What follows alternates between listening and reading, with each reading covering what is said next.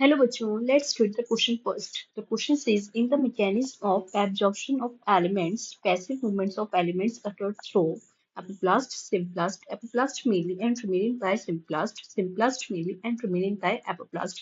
Question हमसे कह रहा है कि जब हम mechanism of absorption of elements देखते हैं तो वहां पे जो पैसिव मूवमेंट्स हो रहा होता है एलिमेंट्स का वो किस पाथवे के अकॉर्डिंग हो रहा होता है. So the key concept used in this question is the information about the mechanism of absorption.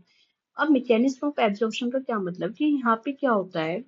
Plants के अंदर बहुत सारे न्यूट्रिएंट्स, वाटर, आयंस, ये सारी चीजें क्या होती है एब्सॉर्ब हो रहे होते हैं बाहर से, बाहर वाले स्पेस से अंदर वाले स्पेस में, अंदर वाले स्पेस से बाहर वाले स्पेस में, या फिर ट्रांसफर हो रहे होते हैं.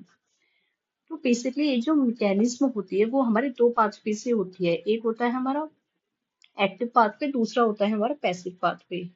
अगर हम एक्टिव पाथवे की बात करें और पैसिव पाथवे की बात करें तो एक्टिव में क्या होता है कि यहाँ पे एनर्जी यूज होती है, और वहीं अगर हम बात करें पैसिव पाथवे की तो यहाँ पे एनर्जी नहीं यूज होती है, तो नॉट यूज हम लिखेंगे. दूसरा अगर हम फीचर देखें तो एक्टिव पाथवे में क्या हो रहा है, ये हमारा जिस पाथवे के अकॉर्डिंग जाता है वो होता है सिंपलास्ट पाथवे. अब सिंपलास्ट पाथवे का मतलब क्या होता है, वो जाता है थ्रू द प्लाज्मोडेस्माटा. प्लाज्मोडेस्माटा जो होते हैं वो सेल टू सेल कनेक्शंस बने रहते हैं. प्लाज्मोडेस्माटा में क्या होता है, जो हमारे सेल टू सेल कनेक्शंस होते हैं वहाँ पे साइटोप्लाज्म हर सेल का आपस में कनेक्ट रहता है. तो उस कनेक्शन को हमने प्लाज्मोडेस्माटा नाम दिया है. प्लाज्मोडेस्माटा जो होता है वो एक तरीके से लिविंग कंपोनेंट होता है. साइटोप्लाज्म जिस तरह से हमारा लिविंग कंपोनेंट होता है, तो जब आयंस हमारे एक सेल से दूसरे सेल में प्लाज्मोडेस्माटा के थ्रू जा रहे हैं तो उसे हम बोलते हैं सिम्प्लास्ट पाथवे. लेकिन जो पैसिव प्रोसेस में हमें पाथवे देखने को मिलता है वो होता है एपोप्लास्ट पाथवे. एपोप्लास्ट पाथवे में क्या होता है, यहाँ पे हमारे डेड सेल्स प्रेजेंट होते हैं, मतलब डेड सेल वॉल जो होती हैं वहां जा रहा होता है. तो यहाँ पे जाता है बिटवीन द सेल वॉल होती है हमारा, यहाँ पे जो एब्जॉर्प्शन हो रहे होते हैं या फिर जो फ्लो हो रहा होता है वो हमारा बिटवीन द सेल वॉल से चल रहा होता है. अब सेल वॉल हमें पता है कैसे होती है, ये होते हैं डेड. तो इस वजह से यहाँ पे हमें एनर्जी भी रिक्वायर्ड नहीं होती है. अगर हम एक्टिव पाथवे की बात करें तो यहाँ पे हमें एनर्जी रिक्वायर्ड हो रही है, तो ये थोड़ा सा स्लो चलता है.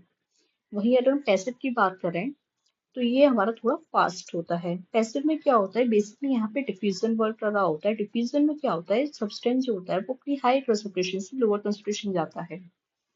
दूसरा जो हम यहाँ पे देखते हैं, पैसिव पाथवे क्या होता है, हमारा फास्ट होने के साथ साथ यहाँ पे रैपिड अपटेक ऑफ आयंस हो रहे होते हैं. और आयंस कहाँ से एब्सॉर्ब हो रहे होते हैं, ये होता है कि इनर स्पेस से चीजें जा रही होती है आउटर स्पेस में. इनर टू आउटर स्पेस में जो जा रही होती है वो होती है पैसिव पाथवे. और जो हमारा एक्टिव पाथवे होता है वहां पे क्या होती है, आउटर स्पेस से चीजें इनर स्पेस में आ रही होती है, यानी कि सेल के अंदर चीजें आ रही होती है, तो वो होता है हमारा आउटर पाथवे. तो पहले क्या होता है, पहले हमारा पैसिव पाथवे होता है, उसके बाद हमारा एक्टिव पाथवे होता है.